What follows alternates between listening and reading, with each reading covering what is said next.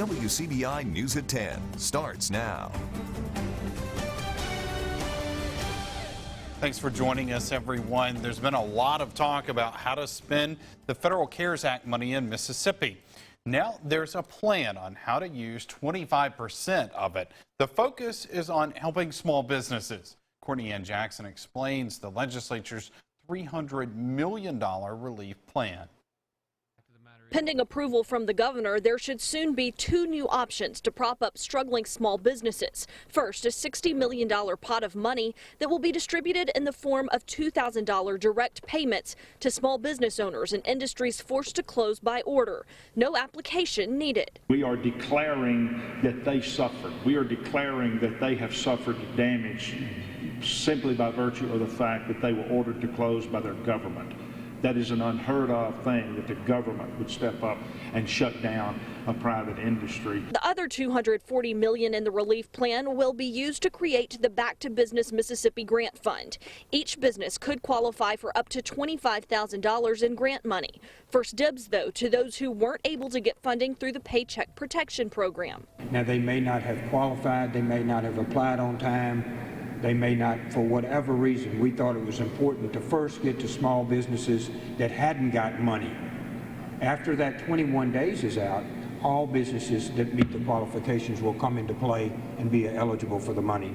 Governor Reeves had initially referenced he'd like to see some direct payments to both the businesses and employees. I asked if he'd still push for that to be added at some point. I'm certainly still continue to be very interested in helping those individuals that were harmed, that perhaps were not able to get their unemployment insurance checks, for instance, or those individuals that were harmed because the government did what they thought was right to shut down certain industries for safety reasons, but these individuals got hurt at no fault of their own. Reeves says the money can't get out soon enough. The fact of the matter is that they have been hurting for weeks and weeks and weeks on end. Courtney Ann Jackson, WCBI News.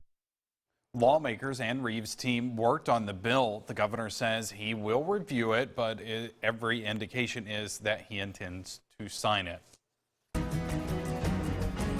New at 10, the Mississippi Gaming Commission says casinos will reopen May 21st. The commission has not released any guidelines as to how the casinos will have to follow certain orders to open their doors. It's also unclear what impact this could have on restaurants inside the gaming halls. State-regulated casinos have been closed since March 16th. Delta says by fall it will have about 7,000 more pilots than it needs. An internal memo says Delta is closing its pilot base in Cincinnati. It's also permanently grounding all of its Boeing 777 jets used for long international flights. About a third of Delta's employees are already on unpaid leave. Now it says it's looking into voluntary employee departure programs. The Restart Columbus Recreation and Park Committee is working to get teams back on the field this summer. Park directors are developing guidelines to keep their players and their fans safe. Our Stephanie Poole has more on what athletes, coaches, and parents can expect. Baseball and softball players can head back to the dugout as early as June 1st, but there are some new ground rules. Lowndes County Recreation Director Roger Short says there will be added regulations for equipment cleaning, physical contact between teams, spectators, and even concessions. So most of these kids are going to have their own bats to start with, but we'll make sure on the helmets that if they are used by more than one child, then we're going to make sure that we've got some way to wipe them down and clean them up. Short says switching balls between innings is also advised. It's on us. If we're in charge of those children, it's on us to make sure those kids are in a safe environment. And that's what their parents expect of us. We don't want no one to get sick out there while they're out there. We want them to have a good time, but at the same time, we're concerned about the health, safety, and welfare of the kids out there. Columbus Mayor Robert Smith says facilities for team ball should be available beginning May 19th. You cannot have no more than 20 at a time on the field, and also the parents.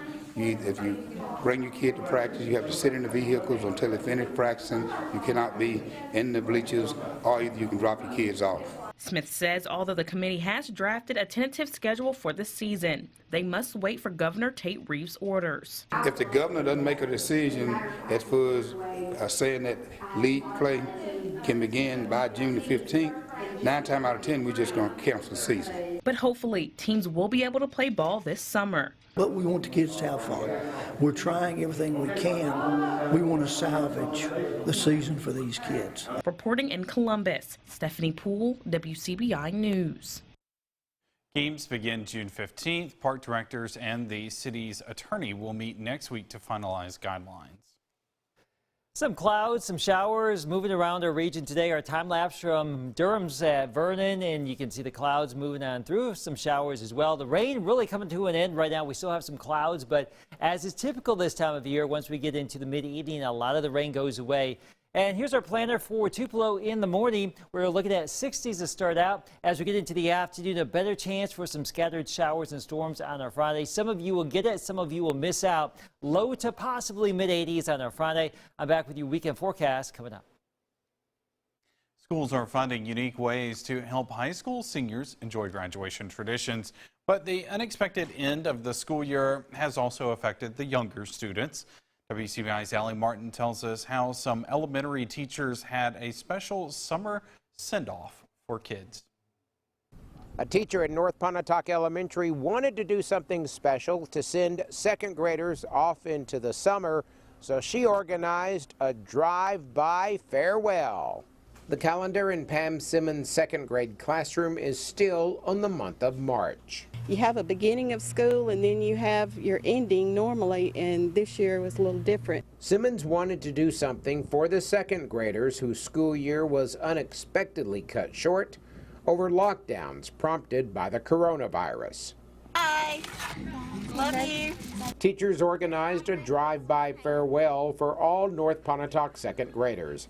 They came in cars, vans, and even ATVs, getting goodie bags, books, and supplies that were left at their desks in March, and picking up a cool treat to start their summer vacation.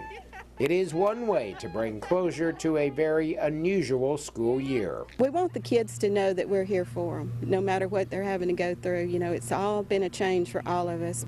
Parents and students appreciated the opportunity to mark the end of second grade. It was important. Little things like field trips, that was a disappointment to us, but just to see the teachers and love on them, just for the moment to tell them thanks. That just kind of like made it better for everyone, so you can move into third grade. Teachers who took part in the drive-by farewell say they hope students are as excited as they are to get back into the classroom. And the teachers say they can't wait to see the students walking the halls as third graders. In Pontotoc County, Allie Martin, WCBI News. North Pontotoc Elementary students kept up with their schoolwork by completing instructional packets. All right, Keith, a few showers out there today, but overall not a bad day. Not bad. The showers winding on down. We are cooling things down currently, Joey, into the 60s across our region right now. And it looks like our lows will be a few degrees cooler than where we are right now, mid to low 60s. We'll do it again with those scattered showers and storms on Friday. That and your weekend forecast next. Your WCBI First Alert AccuWeather forecast with Chief Meteorologist Keith Gibson. We have turned the page on our severe weather season. Now we are into the summer doldrums, as I like to say. Scattered showers and storms will perk on up and move on through. A lot of that will flare up during the heating of the day. You can see the passing clouds in Louisville, Vernon, Tupelo, Columbus today. And then a lot of it will go away by mid-evening once the sun goes down. That's been the story today. I think we'll do it again tomorrow. Let's check out our First Alert forecast for the next couple of days. We got Molly, we got Ellie helping us out with our forecast. 80s tomorrow, some scattered storms. Not as active Saturday, a little bit warmer, 88, 85 with more scattered storms likely on Sunday. Today, some of you got 0. Some of you got maybe a ½ inch of rain, so some localized downpours, some wind gusts over or around 30 miles per hour at times, but nothing too crazy out there. Still some heavier downpours in Louisiana, southern Mississippi, and those showers will eventually fade away down there as well. For tomorrow, when we wake up onto on our Friday, 7 o'clock, 66 degrees, a mix of clouds and sun, probably more clouds than sun. By midday, upper 70s to around 80 degrees, a chance for some storms. And as we get into your afternoon, 84 degrees. The actual high in your backyard will be dependent on where these storms actually are, but there will be a chance for some storms around the region. So upper 70s to low to mid 80s, that's really the ballpark. Much like what we had today, we'll just copy and paste that forecast over for our Friday. So not too active when we wake up. We are looking at some of those budding showers or thunder showers by midday. Some of that will carry over into the afternoon and early evening. Much like today, a lot of that goes away by mid-evening. Here's our Saturday morning, more clouds and sunshine again. We'll likely see a mix of clouds and sun, probably more sun than clouds by Saturday afternoon. The better rain chances back to our northwest. And because of that, we should be a little bit warmer. Our tropical update, let's talk about the tropics. We have a system that is way down in the Florida Straits right now. I don't know why the radar was zoomed way out there, but it's down here, down in deep South Florida, and the system could spin up and move out into the Atlantic this weekend. It's not going to affect us, but it just tells you that the tropical season is getting closer and closer, officially beginning June 1st, but if we get a system in May, not necessarily unheard of. Warm 80s through Sunday. Still some rain chances there on Monday. We could be a little bit cooler for the middle of next week. Still iffy on that, but we'll keep you updated with the latest. All right, a Riesling for your red hot, a Grigio by the grill. Hey, we take a look at pairing a summertime favorite with the right wine a little later in sports. Welcome back, everyone. Over 40 million people in the U.S. suffer from some sort of mental illness, but there is help. We look at treatment options for mental illness in tonight's Health Talk with Baptist. How is mental illness diagnosed and treated?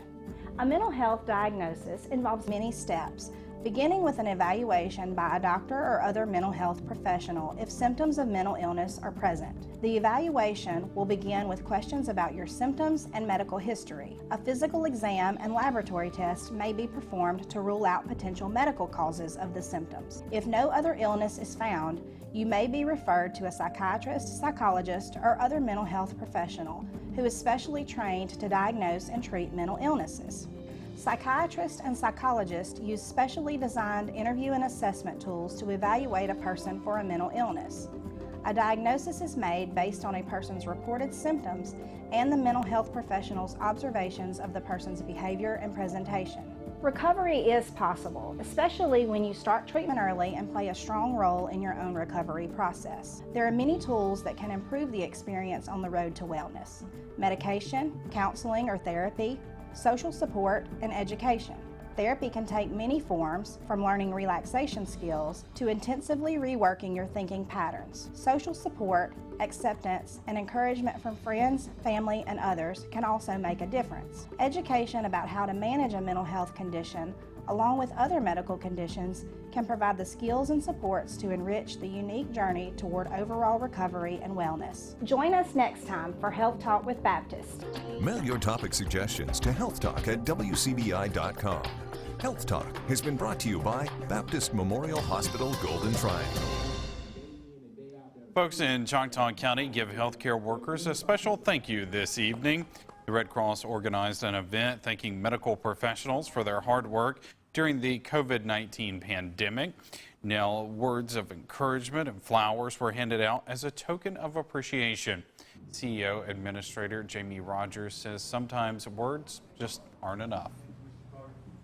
We've had our fair share of COVID patients, and employees go home burdened and stressed, and it just feels nice to show our appreciation to them and the hard work that they're doing.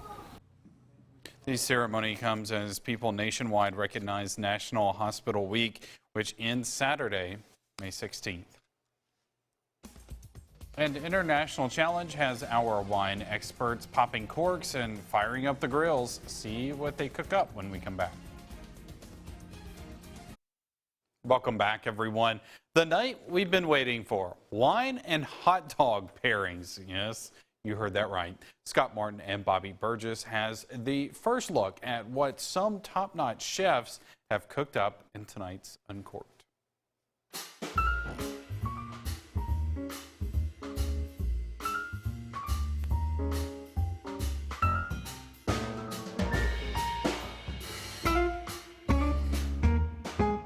Hey everyone, welcome to Uncorked this week. As you can see, there are many screens here on your TV right now. I want to welcome all these folks here that are a part of this very special virtual Uncorked. We're talking about wine pairings with hot dogs, and our hot dogs came from a very special place, which we're very excited about. Now, real quick, I want to let you guys know, all these people that are joining us are from all over. We have people from New York. We have someone joining us from England, I think. Is that right, Bobby? Mm-hmm. We have, hi there. Yeah, I've seen you wave. This is awesome. So we're very excited about this. So Bobby, I'm going to turn things over to you because you have got all the wine and hot dogs that Chef Dick made for us tonight. Yeah, absolutely. So kind of how these got started, when we closed our restaurants for COVID-19, we knew that it turned everyone else's worlds upside down, not just our own. So I started doing weekly virtual wine tastings. We did them on Wednesdays and Saturdays. And so this actually started as a joke on Twitter. I put that picture up. I was like, wouldn't this be a fun idea to find people from all over the country to make a hot dog if they have a hot dog for their state, and then pair a wine with it. And we had such a great turnout. I made a few different hot dogs because I'm quarantined, and I think I got 200 hot dogs in my refrigerator. Thank you, James. And you are a hot dog, so. Hot dog.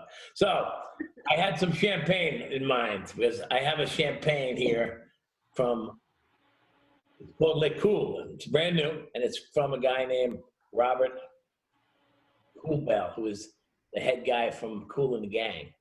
And his champagne, that song, Let's Celebrate. And that song is what we're going to sing when we get out of this pandemic. So anyway, for champagne, I made a Brooklyn dog. This has pastrami smoked salmon on it, which comes from Acme, which was created at the River Cafe in Brooklyn. It has a Coney Island, Lincoln's famous dog, got caviar and egg.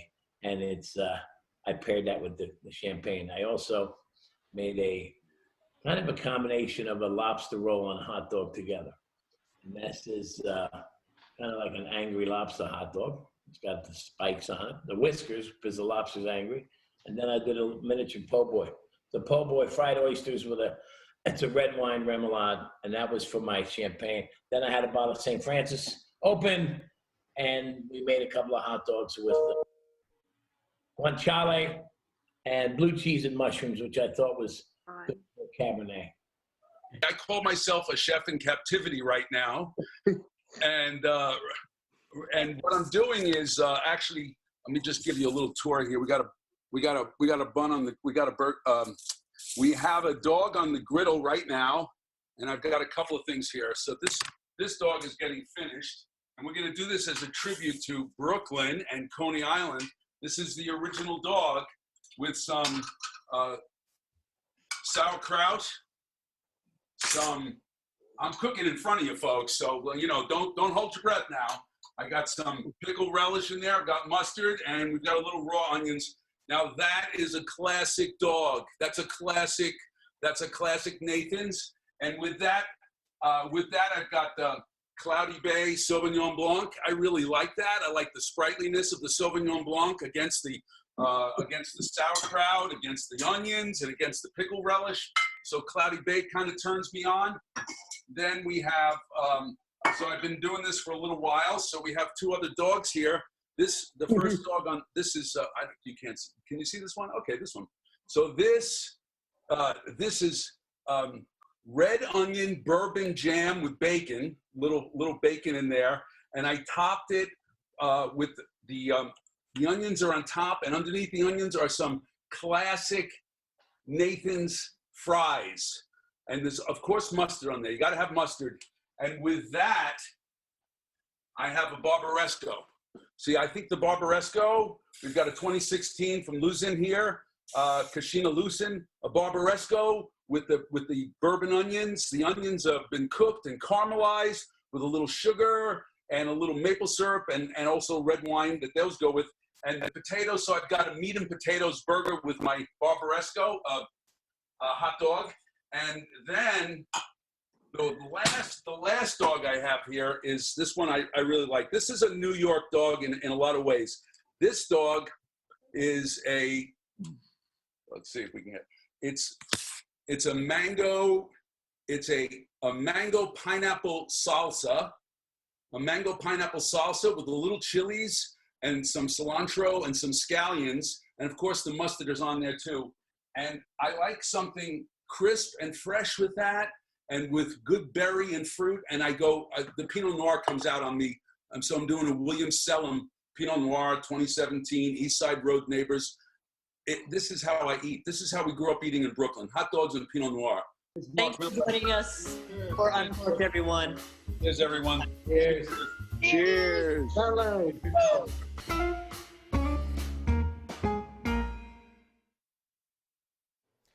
We have a chance for more scattered storms and showers here Friday. Probably not so much Saturday. Another opportunity Sunday into our Monday. Warm through the weekend. 80s, well into the 80s here with a slightly cooler regime for the middle of next week. We'll see how that plays out, Joey. Yeah, well, 88, but, that's not too bad. It's that time of year when we start to warm up. Exactly. Thanks for joining us.